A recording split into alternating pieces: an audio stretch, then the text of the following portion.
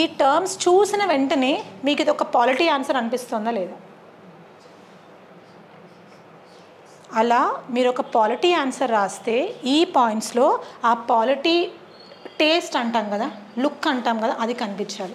Economy answer రాస్తే economy terms కనిపించాలి. ఎటు చూసినా poverty, inequality, per capital income పరంగా, జీడిపి పరంగా, రిసోర్సెస్ పరంగా ఇలాంటివి మనం ఎకానమీలో రాస్తాం. అదే పాలిటీలో జీడిపి అని పెడితే బాగుంటుందా? ఇవి ఇంపార్టెంట్. సో మెరిట్స్ పరంగా ఇలా, డీమెరిట్స్ పరంగా ఇలా. అర్థమవుతుందా? ఇప్పుడు నేను మీకు చూపించాను కదా, మెరిట్స్లో నేను మీకు ఇవి చూపించాను, ఇలా చూపించాను పాయింట్స్. డీమెరిట్స్లో ఇలా చూపించాను. మీరే నాకు డిఫరెన్స్ ఏంటో చెప్పండి. ఇక్కడ మీకు 1 మార్క్ ఎక్స్ట్రా డెఫినెట్లీ పడుతుంది.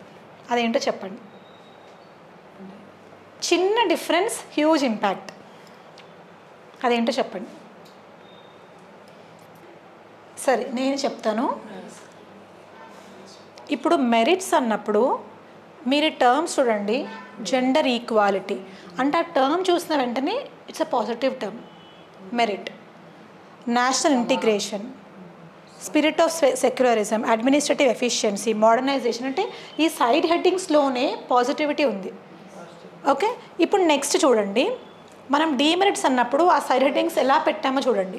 వయలేషన్ ఆఫ్ ఫండమెంటల్ రైట్స్ అంటే ఇది చూడగానే ఇదేంటి, that is a negative thing. ఇప్పుడు ఒకవేళ నేను ఇక్కడ ఫండమెంటల్ రైట్స్ అని హెడ్డింగ్ పెడితే ఎవాల్యుయేటర్ ఏం చేయాలి, లోపల ఏ పాయింట్ రాసానో చూడాలి. అలా కాకుండా మీరు you are making it easier for the evaluator, hampering diversity. ఇప్పుడు డైవర్సిటీ అని హెడ్డింగ్ పెడితే పాయింట్ కనిపించట్లేదు. హ్యాంపరింగ్ అంటే issue, demerit, politicisation of the issue, it's a problem. Non justifiable nature of DPSPs, non justiciable nature of DPSPs. అర్థమైందా? Understood? అంటే మీరు ఇప్పటి నుంచి ప్రాక్టీస్ చేసేటప్పుడు ఇలా చేయండి. ఏదైనా పాజిటివ్గా చెప్పేటప్పుడు మీ హెడ్డింగ్ పాజిటివ్ టోన్లో రాయండి. ఇష్యూ గురించి చెప్పేటప్పుడు ఇలా నెగిటివ్ టోన్లో రాయండి. ఇది ఎంత ఇంపాక్ట్ చేస్తుంది? You are making it easier for the evaluator. ఇవన్నీ ఆన్సర్ రైటింగ్ స్కిల్స్.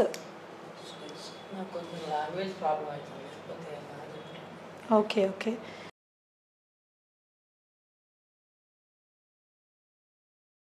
చూడండి, ప్రాక్టికల్ ఛాలెంజెస్. ఈ ఛాలెంజెస్ అనే వర్డ్లోనే ఇష్యూ ఉంది. థ్రెట్ టు టెరిటోరియల్ ఇంటిగ్రిటీ, థ్రెట్లోనే ఇష్యూ ఉంది. ఇలా అనమాట. And next way forward. Way ఫార్వర్డ్లో కూడా మీరు చూసుకోవచ్చు అన్నీ. ఇదంతా కంటెంట్ మీరు యాజ్ ఇట్ ఈస్ చూసుకోండి. దీనికి ఎక్స్ప్లెయిన్ చేయాల్సింది ఏం లేదు. వెరీ వెరీ ఇంపార్టెంట్ టాపిక్, మీరు చూసుకోవచ్చు.